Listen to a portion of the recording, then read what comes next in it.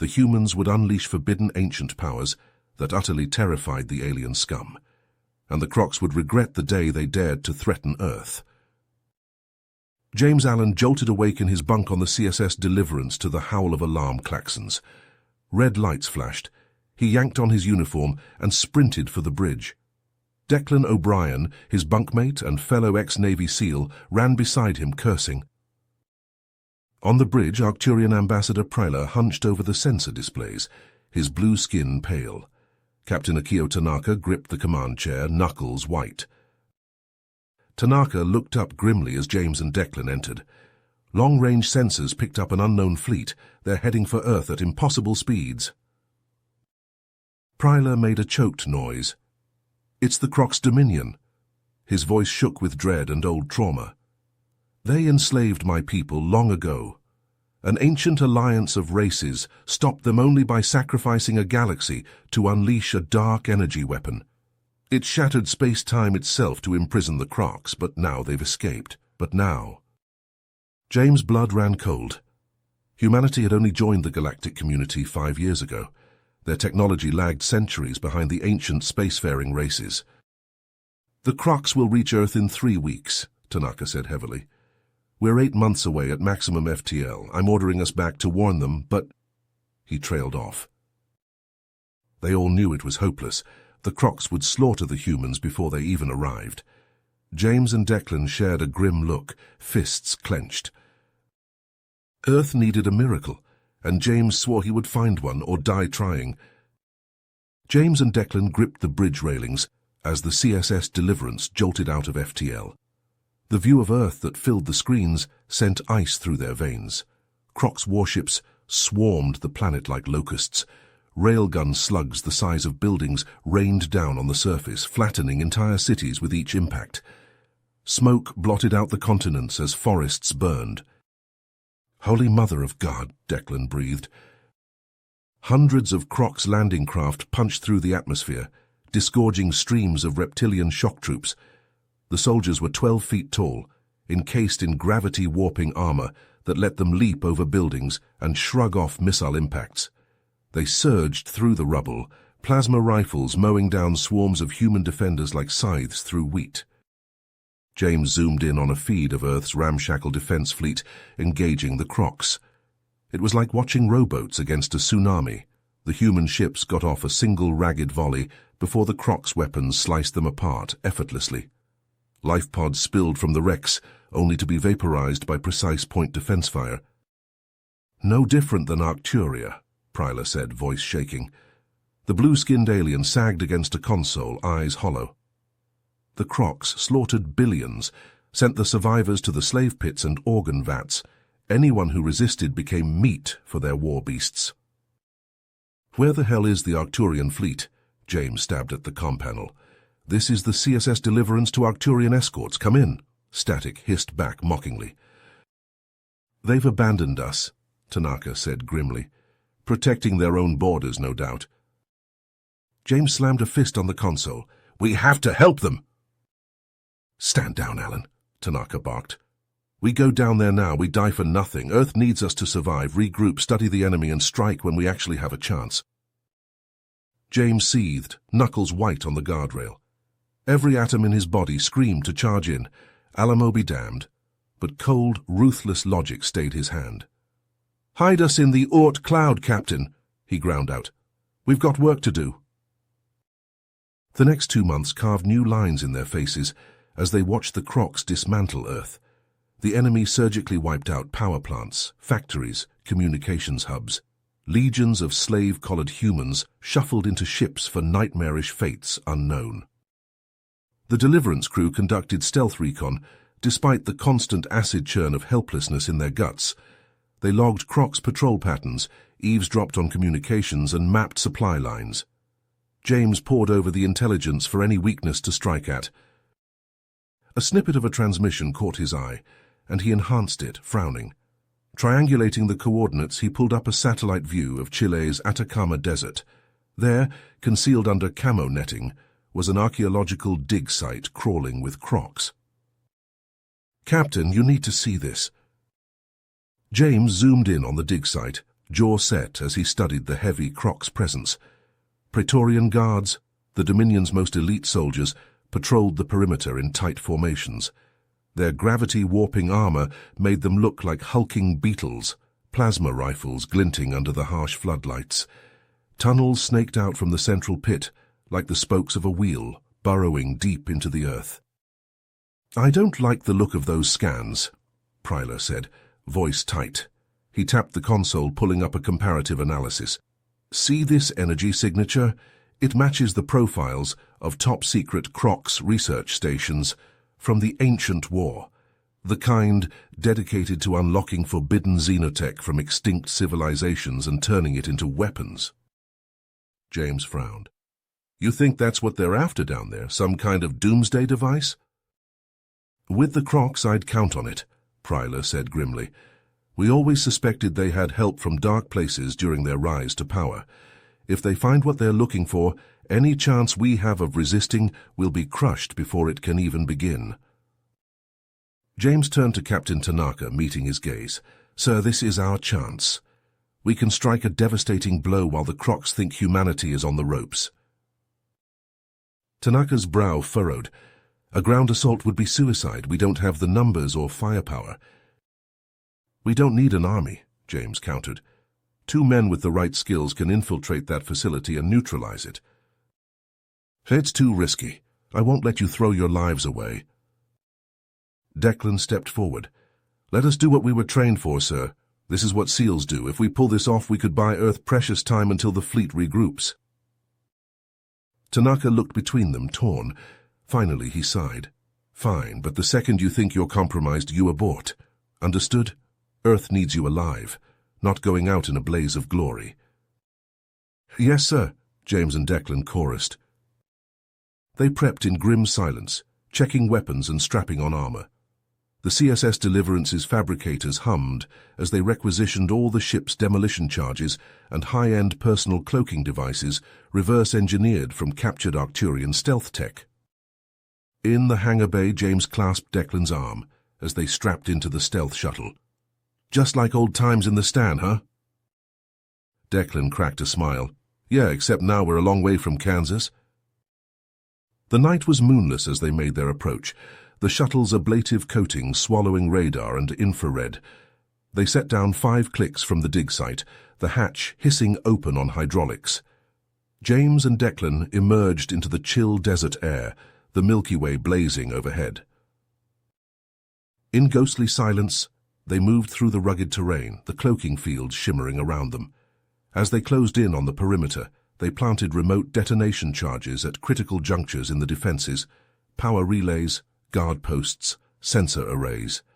Sweat dripped down James's neck as he armed the last charge, fingers steady on the controls.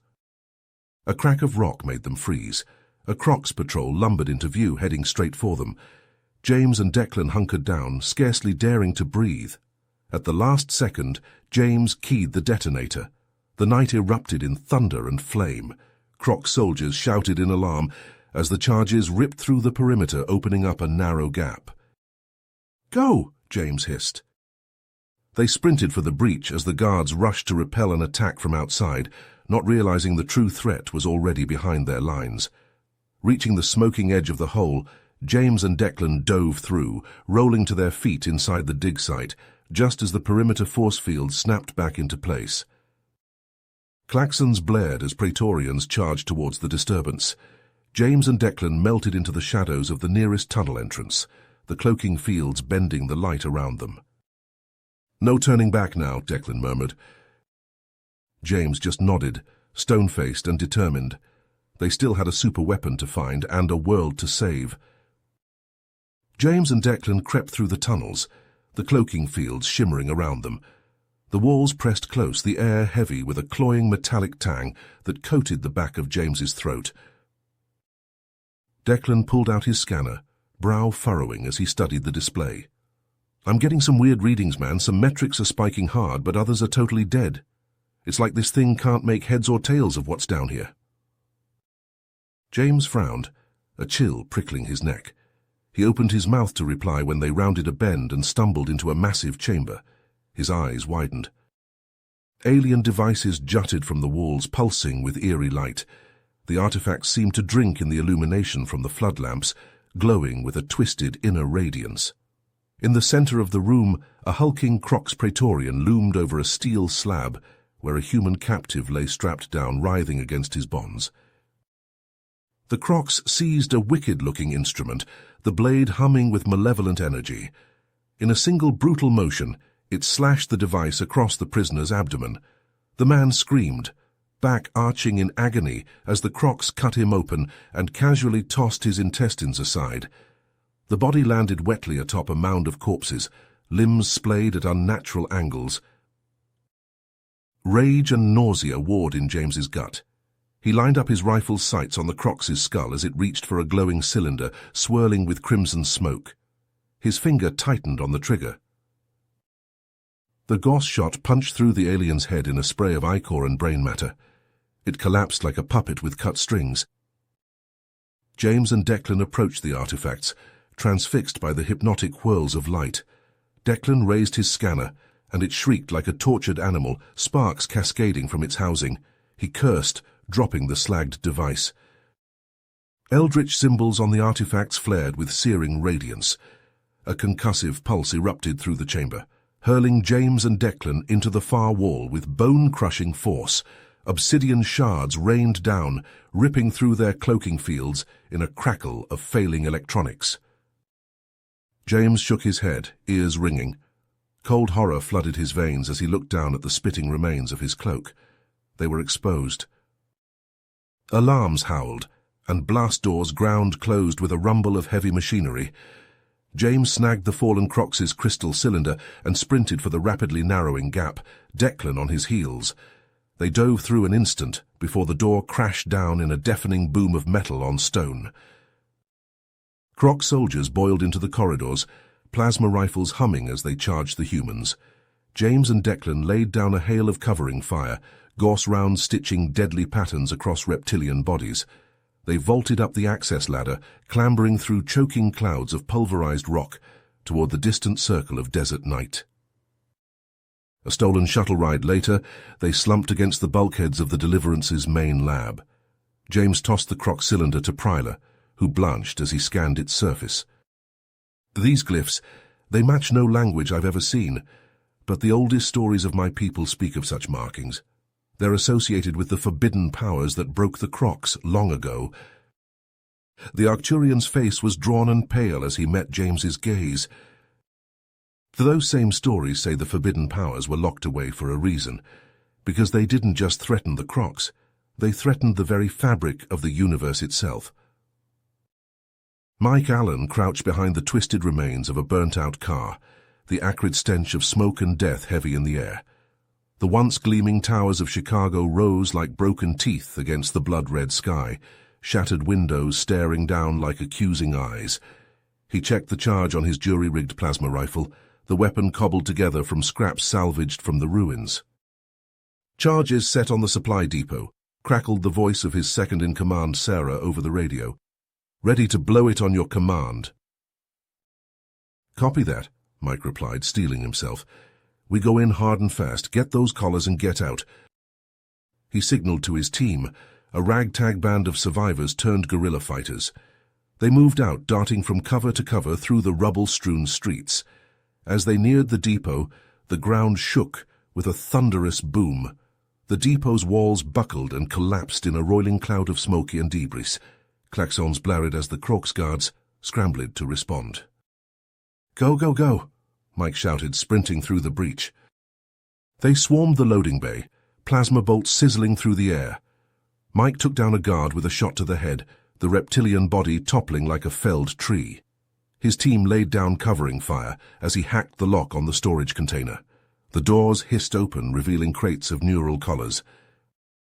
"Jackpot," Mike grinned. "Bag 'em and tag 'em, people." They loaded the collars onto hover dollies and beat a hasty retreat, detonating pre-planted charges to collapse the tunnels behind them and cover their escape. Back at their underground hideout, Mike set to work modifying the collars, his fingers flying over the circuitry with the ease of long practice. "With these we can free more people from Croc's control," he said, holding up a hacked collar. "Get them fighting for the right side again." They distributed the collars to collaborators, humans who pretended to serve the Crocs while secretly working for the resistance. One by one, people tore off their slave collars with fierce joy, embracing their liberators. Mike felt a surge of hope. Maybe, just maybe, they could turn the tide. The feeling was short-lived. A week later, Mike was hunched over a workbench, soldering a new batch of plasma grenades when alarms screeched through the base. He grabbed his rifle and sprinted for the command center. Sarah met him at the door, face grim. "The Crocs found us," she said tightly. "They're coming in heavy. We have to evacuate." Cold dread settled in Mike's gut as he scanned the security feeds. Crocs' death squads poured into the tunnels, the hulking forms of Praetorians at their head, and in their midst, a horrifyingly familiar face. "That's Liam," he breathed. "That freed colonist from the raid. He must have been a plant." Mike watched Liam lead the Crocs unerringly through their defenses, his movements jerky and unnatural, eyes blank. Of course, a hacked collar couldn't free someone who'd never been enslaved in the first place. Mike slammed a fist on the console, self-recrimination burning in his throat. He should have seen it, should have been more careful, but there was no time for regrets now. "Wipe the computers," he ordered. "Purge everything. I'll trigger the self-destruct to seal the lower levels and buy us time to evacuate." "What about you?" Sarah demanded. "I'll be right behind you." The lie tasted bitter on his tongue. "Go!" She hesitated a moment longer, searching his face. Then she nodded curtly and hurried out. Mike armed the self-destruct sequence with hands that barely shook. The base shuddered as blast doors slammed down and charges detonated in the lower tunnels, buying precious seconds. He was about to make a break for it when a concussive blast threw him to the floor. Ears ringing, Mike looked up into the barrel of a plasma rifle. Liam stood over him, flanked by a squad of Croc soldiers. The traitor's eyes were cold and pitiless above his neural collar. "Surrender," Liam intoned flatly, "and your death will be quick." Mike just laughed, a bloody, bitter sound. "Go to hell." He lunged for the self-destruct panel. White-hot pain exploded in his shoulder as a plasma bolt punched through flesh and bone. Darkness crashed over him like a wave. When Mike clawed his way back to consciousness, he was shackled to a metal chair, cold and unyielding. His whole body throbbed with agony, a dozen wounds screaming. A hulking Crocs in ornate armor stood before him, the planetary overlord. It seized Mike's jaw in a crushing grip, forcing his head back. "The location of your resistance strongholds," it hissed. "The names of your leaders. You will give me everything." Mike spat a bloody glob onto the polished armor. The Croc snarled and slammed an armored fist into his face. Bone crunched. Mike blacked out for a second, coming to as icy metal pressed against his ravaged throat. A neural collar, he realized dimly. The Overlord was fitting him with a collar. Not one of the mass-produced models used on the slave laborers, but a sleek, high-security device of unfamiliar design. The Croc's Overlord input a code, and agony exploded through every nerve. Mike convulsed, a scream tearing from his throat. His body seized, muscles locking up, tendons stretching taut as iron bands.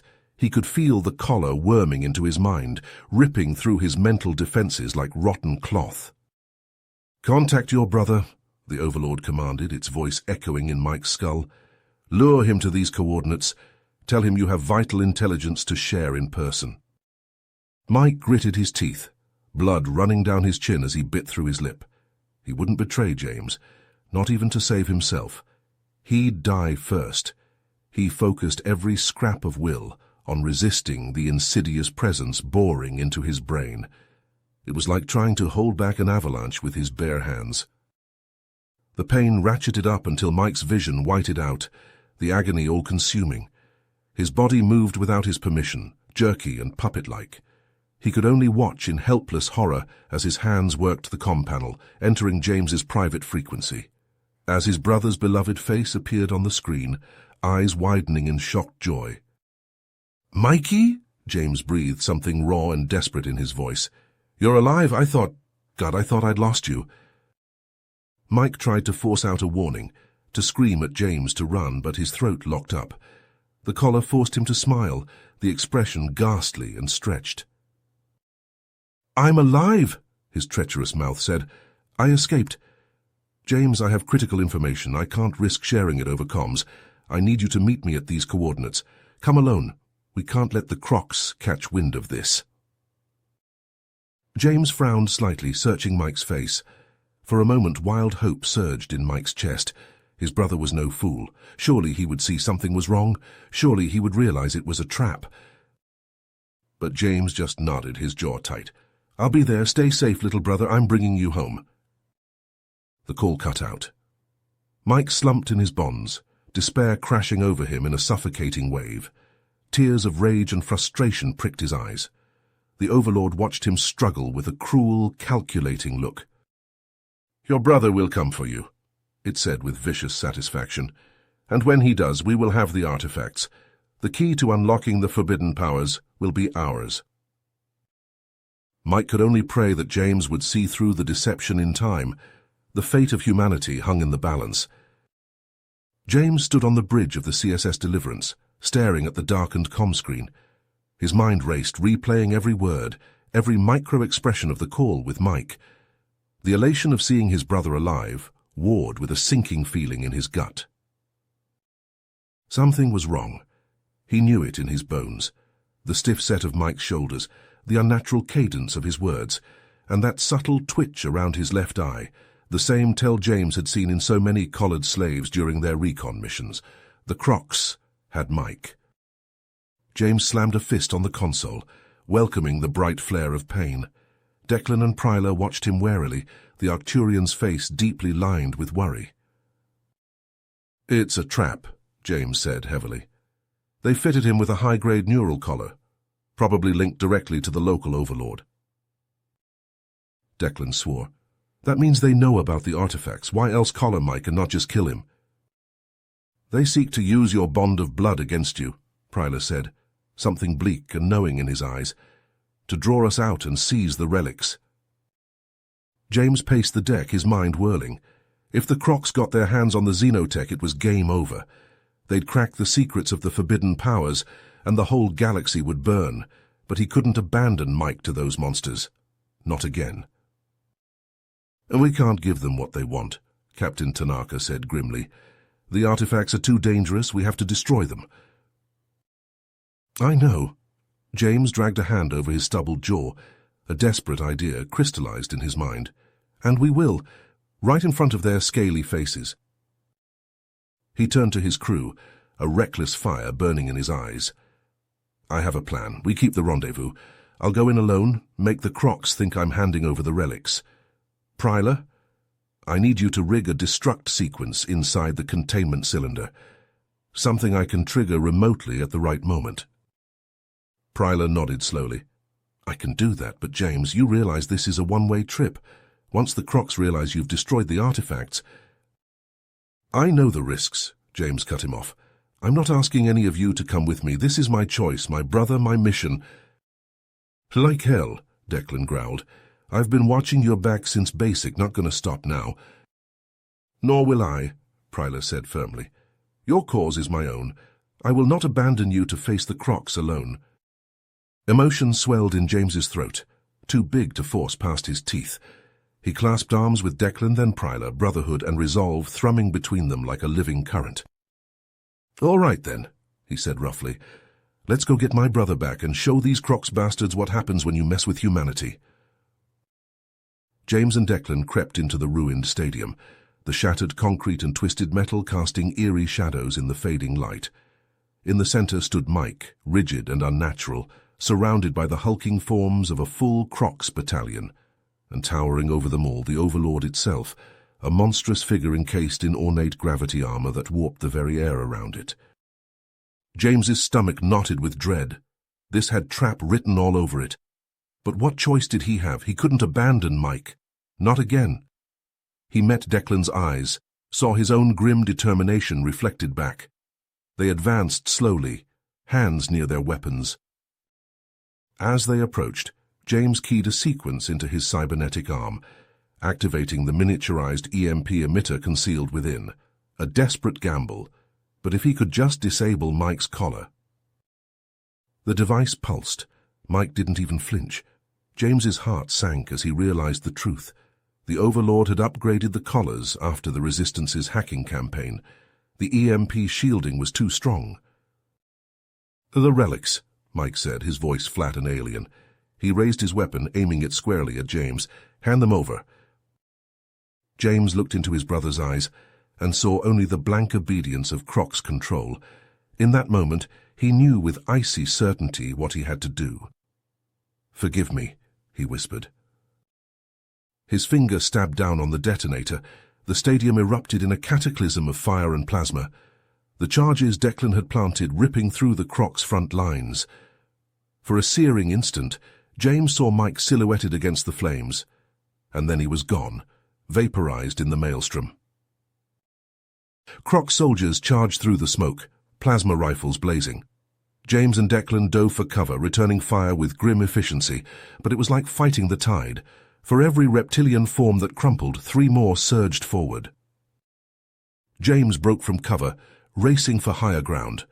A hammer round slammed into his chest, a miniature black hole that crushed the breath from his lungs and sent him flying. He crashed into the bleachers, felt something crack deep in his back, a starburst of agony. Through swimming vision, he saw the Crocs closing in, the Overlord striding at their head. James fumbled for the crystal cylinder, his fingers clumsy and numb. He armed his suit's self-destruct, a savage smile on his lips. If this was the end, he'd take the relic with him. The Crocs would never claim their prize. The countdown hit 0. James braced for oblivion, but instead of searing heat, there was only blinding light. The explosion stopped, contained in a crackling force field. The cylinder blazed like a captured star in his hands. Something ancient and vast brushed against James's mind, a presence that made his skull ache with its immensity. The world fell away, and he plunged into a kaleidoscope of visions, cities of impossible geometry beneath strange skies, worlds devoured by nightmarish forces, galaxies ripped asunder. "Your need is great," a voice echoed from the cosmic well, cold and pitiless as the void between stars. "Your conviction is absolute, but to unleash what you seek, there is a price. Will you pay it?" James thought of Mike, of Earth in chains, of the Crocs and their insatiable hunger. His jaw clenched. "Yes," he gritted out, blood on his teeth. "Anything." Power surged through him, remaking him cell by cell. His broken body knitted itself back together, muscles and bones laced with cosmic fire. He rose from the rubble, limbed in coruscating silver, eyes blazing with eldritch light. "Then let the universe tremble," the presence intoned as unimaginable energies poured into James, the relic's prison shattering. He ascended, wreathed in flames of purest white, as the Crocs fell back in awe and terror before the forbidden power made flesh. The Croc's Overlord staggers back, gravity armor whining as it compensates for the sudden movement. Its eyes widen in shocked recognition, mandibles slack with disbelief. "No," it hisses, fear and awe warring in its voice. "It cannot be. The Forbidden Ones were destroyed eons ago." James rises from the rubble like a phoenix from the ashes, his form limned in shimmering silver light. Raw power crackles across his skin, ancient glyphs searing themselves into his flesh. When he speaks, his words reverberate with the weight of galaxies. "You sought to enslave us," he intones, his gaze boring into the Overlord, "to strip us of our freedom and dignity. But in your arrogance you failed to grasp the depths of our resolve." James strides forward, the very air warping around him. The Croc soldiers shrink back, their weapons suddenly seeming like child's toys in the face of this cosmic force made flesh. "We will pay any price, bear any burden to protect our world and our people." James's eyes blaze supernova bright. "And now you will learn the true cost of your folly." He raises a hand, fingers splayed. The Crocs open fire, plasma bolts and gravity rounds slicing toward him, but they wink out of existence inches from his skin, swallowed by tendrils of silver fire. James clenches his fist. A wave of annihilating force explodes outward, a tidal wave of raw energy that atomizes the Crocs where they stand. In the space of a heartbeat, the battalion is reduced to ash and molten slag, their death screams echoing across the suddenly silent battlefield. Only the Overlord remains, staggering and smoking, its armor pitted and warped. It turns to flee, thrusters flaring, but James seizes it with coils of crackling starfire, dragging it back. The Overlord writhes in his telekinetic grip, its mind crumbling like rotted parchment as James rips through its psyche, absorbing lifetimes of stolen knowledge. He sees the secret heart of the Crocs empire, a bleak and airless moon riddled with labyrinthine vaults. Countless relics of dead civilizations, all imbued with the eldritch energies of the forbidden powers, waiting to be cracked open and exploited. With this knowledge, the Crocs' conquest of the galaxy would be terrifyingly absolute. James releases the Overlord's desiccated husk, letting it crumple to the shattered earth. He turns to Declan, who stands pale and shaken, rifle dangling forgotten from his fingers as he stares at his transformed friend. The Crocs have already begun reverse engineering the relics they've plundered from Earth, James says, his voice grim as tombstones. If they succeed in unlocking the forbidden powers for themselves, the galaxy will be consumed by eternal darkness. His jaw sets, resolve etched into every reforged line of him. We must stop them, no matter the cost. Declan swallows hard but nods, squaring his shoulders. He understands the stakes, the yawning abyss that threatens to swallow everything they hold dear. They make their way back to the CSS Deliverance, leaving the charnel house of the battlefield behind. The crew can only gape as James strides onto the bridge, cosmic energies still coursing beneath his skin. Stunned whispers chase his footsteps, a mix of awe and instinctive, bone-deep terror. Pryler pulls James aside, his craggy face lined with concern. "James, you must be careful," he urges. "The forbidden powers are a double-edged sword that could corrupt even the noblest intentions. They have a will of their own, and it does not always align with the users." James meets Pryler's gaze steadily, starfire dancing in his eyes. "I hear you, my friend, but this power is the only way to save my people and end the Crocs threat once and for all. I didn't choose this path, but I'll be damned if I don't see it through to the end." Pryler sighs but claps James on the shoulder, recognizing the iron beneath his words.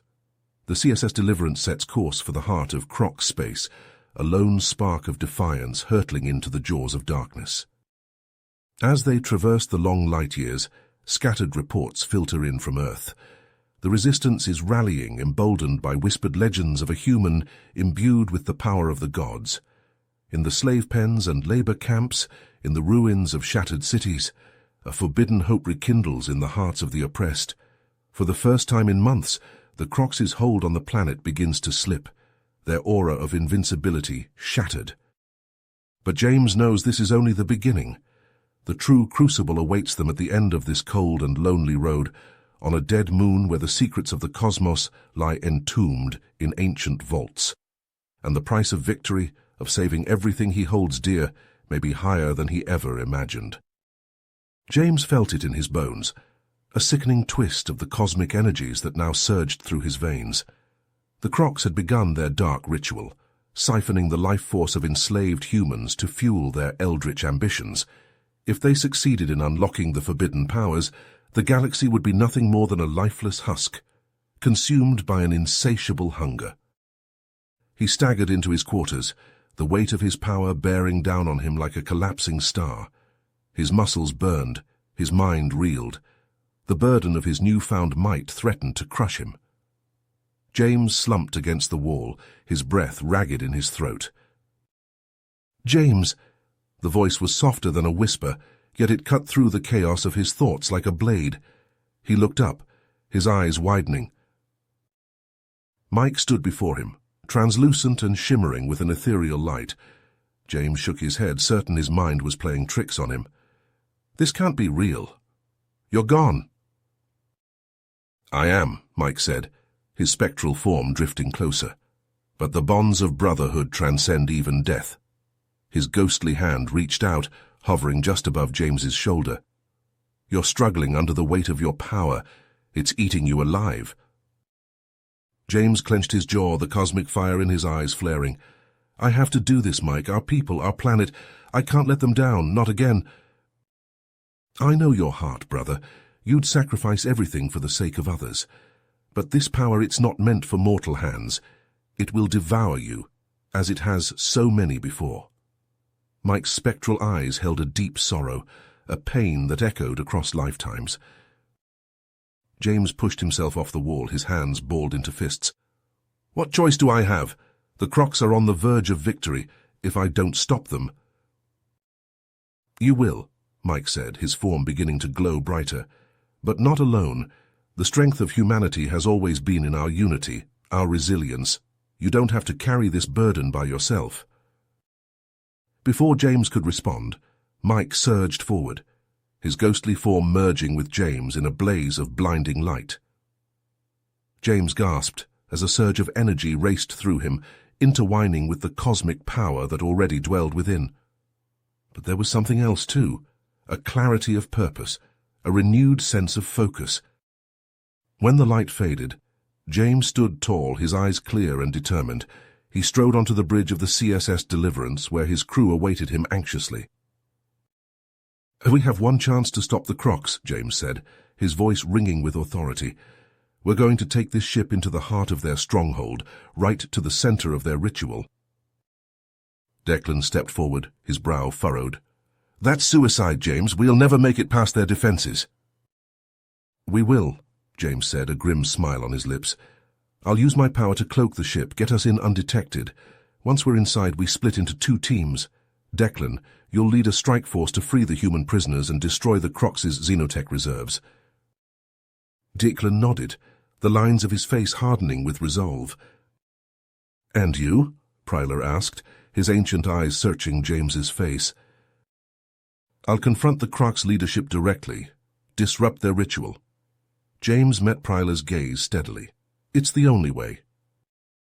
As the CSS Deliverance breached the blood-soaked skies of the Crocs' homeworld, James stood at the viewport, watching the twisted spires of the enemy stronghold loom ever closer.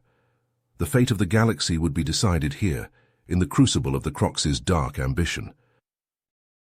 He could feel Mike's presence within him, a steadying hand on his shoulder. Together they would face the coming storm. For Earth, for humanity, for the chance of a future free from the shadow of the Crocs. James turned to his crew, the ghost of a smile on his face. "Let's go save the goddamn galaxy." James felt the cosmic energies surge through him as the CSS Deliverance pierced the Croc stronghold's defenses. With a roar of defiance, he unleashed a cataclysmic blast of raw power, annihilating the outer walls and carving a path straight to the central ritual chamber. The air crackled with eldritch energy as he strode through the rubble, his eyes blazing with silver fire. There, at the heart of the chamber, stood the Croc's overlord, now a conduit for the forbidden powers. An aura of pure malevolence radiated from its twisted form, warping the very fabric of reality around it. The overlord fixed James with a cruel, knowing grin. "You're too late, human," it hissed, its voice echoing with the weight of centuries. "The ritual is complete. We have ascended, become the harbingers of oblivion itself. Soon, all will be unmade, and the Crocs will reign supreme over the ashes of the universe." James felt the weight of his own power pressing against him, threatening to crush him under its immensity. In that moment, he realized the true scope of his folly. By wielding the forbidden powers so recklessly, he had played directly into the Crocs' hands, accelerating the unraveling of the cosmic balance. The Overlord laughed, a sound that chilled James to his very core. "You see now, don't you? The forbidden powers are not a tool to be controlled, but a force of pure entropy, a key to unmaking all that is, and you, in your arrogance, have brought us closer to that glorious end." James staggered, the magnitude of his actions crashing down on him like a collapsing star. Despair clawed at his heart, threatening to drag him into an abyss of hopelessness. But in that darkest moment, he felt a presence beside him, the spirit of his brother Mike and the countless others who had given their lives in the fight against the Crocs. Their sacrifice, their unwavering courage in the face of impossible odds, bolstered James's resolve. He knew what had to be done. With a final, defiant roar, he unleashed the totality of his cosmic might, pouring every last ounce of his being into a single, universe-shattering blast. The Croc's overlord was engulfed in a maelstrom of primal energy, its form disintegrating into nothingness as the power of the Forbidden Ones consumed it utterly. But James, too, felt himself unraveling, his essence merging with the fundamental forces he had unleashed. As the ritual chamber collapsed around him, James experienced a moment of perfect clarity. The cosmos stretched out before him, a tapestry of infinite beauty and complexity, and he understood that his sacrifice had bought the galaxy a precious chance, an opportunity to find a new path, free from the tyranny of the Crocs and the corrupting influence of the forbidden powers. In his final moments, as his physical form dissipated into the cosmic maelstrom, James felt a profound sense of peace. He had given his life for something greater than himself, ensuring that the flame of hope would continue to burn in the hearts of those who carried on the fight. The CSS Deliverance emerged from the rubble of the Croc's stronghold, battered but unbroken. Declan and the crew, their faces lined with a mixture of triumph and grief, were hailed as heroes by the liberated masses. Their actions would be remembered as a shining beacon in a galaxy too long shadowed by oppression and fear. But amidst the celebrations, there was a profound sense of loss, a void that could never be filled. James Allen, the man who had sacrificed everything to save humanity, was gone, his name forever etched into the annals of history. Though the galaxy might never fully comprehend the true extent of his sacrifice, James's legacy would endure, a testament to the indomitable spirit of humanity and the power of a single individual to alter the course of destiny itself. The CSS Deliverance punched through the Earth's atmosphere, its hull still scorched and battered from the climactic battle against the Crocs. Declan stood on the bridge, his gaze fixed on the view screen as the blue marble of his homeworld grew larger. Beside him, the crew buzzed with excitement, their voices a mixture of relief and disbelief. They had done the impossible, had struck a blow against the Crocs that would be remembered for generations. But as the ship descended towards the sprawling megalopolis that had once been New York City, Declan felt a growing sense of unease. The streets below were choked with debris, the skyscrapers shattered and crumbling. Smoke still rose from the ruins, a testament to the savage battle that had been fought here. The Deliverance touched down on a makeshift landing pad, and Declan led his crew out into the waiting throng of survivors. They were greeted as heroes, with tears of joy and shouts of triumph. But Declan could see the haunted look in their eyes, the scars that ran deeper than the physical. In the days that followed, the true scale of the devastation became clear. The Crocs had not been content with mere conquest. They had sought to erase humanity from the galaxy entirely. Entire cities had been leveled, their populations slaughtered or enslaved. The ecosystem itself had been ravaged, poisoned by the toxic remnants of Croc's weaponry. And yet, even as the survivors began to pick up the pieces of their shattered lives, Declan knew that the true threat had not passed. The forbidden powers that James had wielded were still out there, waiting to be claimed by anyone foolish or desperate enough to seek them. It was Prila who first proposed the solution, in a somber meeting of Earth's remaining leaders. The old warrior had seen firsthand the destruction that the forbidden powers could unleash, and he knew that they could not be allowed to fall into the wrong hands again. "We must create a new order," he said, his voice heavy with the weight of centuries, the guardians of the cosmic balance, charged with safeguarding the knowledge of the forbidden powers and ensuring that they are never used again. Declan volunteered to be among the first of these guardians, driven by a sense of duty to his fallen friend and a need to atone for the horrors he had witnessed. He threw himself into his new role with a grim determination, burying his grief in the endless work of rebuilding and safeguarding. Years turned into decades, and slowly the galaxy began to heal. But the scars of the Crocs War ran deep, and Declan knew that the peace they had won was a fragile thing. It was on a routine mission to a remote planet that he first heard the rumors of a strange artifact, whispered of in hushed tones by the locals. Declan led his team of guardians to investigate, following the trail to a hidden temple deep in the jungle. There they found a cult unlike any Declan had seen before, its members cloaked in robes of darkest black, and chanting in a language that seemed to twist and writhe in the air. At their head stood a figure that made Declan's blood run cold. The cult leader was a gaunt, almost skeletal figure, his eyes burning with an otherworldly light, and yet there was something familiar about him, a presence that Declan had felt before. "James," he whispered, hardly daring to believe it. The cult leader smiled, a thin, cruel thing that held no warmth.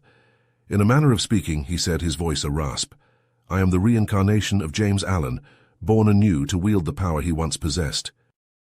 Declan shook his head, refusing to accept it. The James he had known would never have aligned himself with such darkness. And yet, as he looked closer, he could see the telltale signs of the forbidden powers coursing through the cult leader's veins, the same cosmic energy that had once burned within his friend. "Join me," the cult leader said, extending a hand wreathed in eldritch flames. "Together we can reshape the galaxy in our image, as it was meant to be." For a moment, Declan wavered. The power the cult leader offered was intoxicating, a siren song that called to the deepest parts of his being. With that power, he could end the suffering of billions, could ensure that no one would ever have to endure the horrors he had witnessed.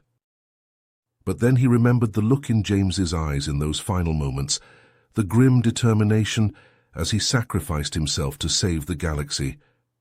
And he knew that this was not what his friend would have wanted. With a roar of defiance, Declan charged the cult leader, his blade flashing in the dim light of the temple. The cult leader met him with a blast of raw cosmic power, the air crackling with eldritch energy. They fought in a whirlwind of steel and fire. Declan's years of training and experience pitted against the cult leader's raw, untamed power. The temple shook with the force of their blows, ancient stones crumbling to dust around them. In the end, it was Declan who emerged victorious, driving his blade through the cult leader's heart. But even as the light faded from his enemy's eyes, Declan could feel the toll the battle had taken on his own body. His skin was charred and blackened, his bones shattered by the force of the cult leader's blows. As he lay dying, Declan's thoughts turned to James, and the sacrifice he had made so long ago. He knew that the fight against the forbidden powers would never truly be over, that there would always be those who sought to wield that terrible power for their own ends. But he also knew that as long as there were those like him willing to stand against the darkness no matter the cost, there was still hope for the galaxy. With his last breath, he passed the mantle of leadership to his young apprentice, a fierce-eyed woman with a spirit as indomitable as James himself. And though the road ahead was long and uncertain, Declan knew that the guardians of the cosmic balance would stand ready, an eternal bulwark against the forces of chaos and destruction. You have reached the end of the story. If you enjoyed this story and want to support us, please leave a like and subscribe to our channel, and for every comment that says 88, I will heart every single one of them. Thank you for your time.